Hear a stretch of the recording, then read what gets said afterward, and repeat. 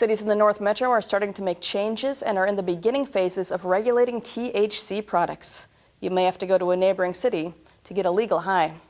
Raymond Campos has the story.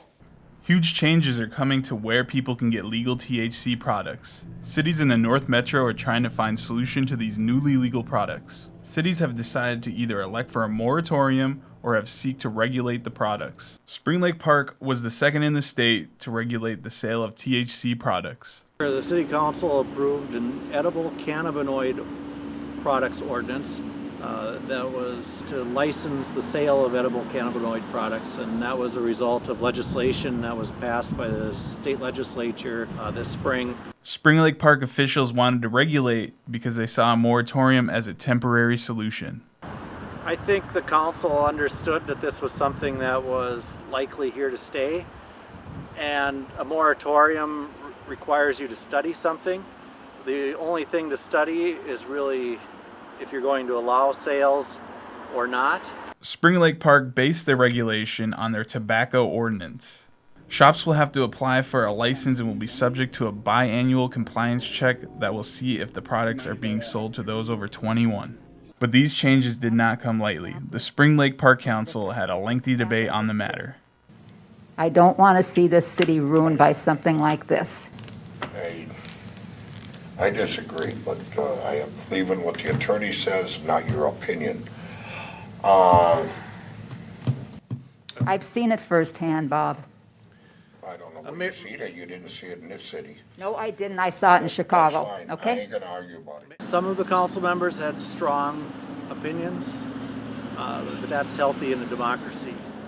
In the end, the ordinance was passed on a 4-1 vote.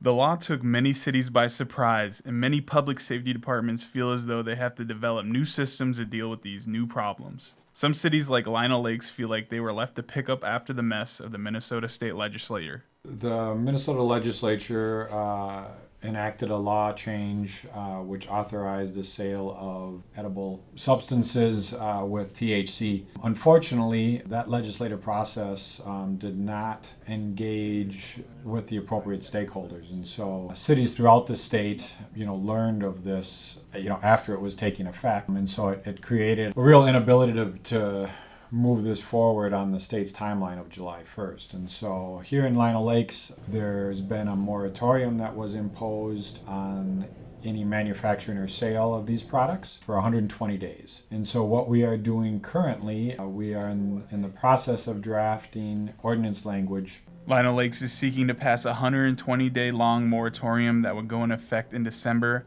but is still pending and subject to change. At this point, we're in the drafting stage of this, and so we are reviewing other ordinances that have been either enacted in other Minnesota cities or are currently being discussed. And we're trying to find that sensible balance for our community. For North Metro TV, this is Raymond Campos reporting. Some cities like Centerville are looking at doing a longer moratorium, up to a year, to study the issue. Centerville officials told us that they are waiting for other cities to invent the wheel on the issue and create a model ordinance. Centerville does not plan on doing compliance checks, but will act on complaints made to Centerville officials.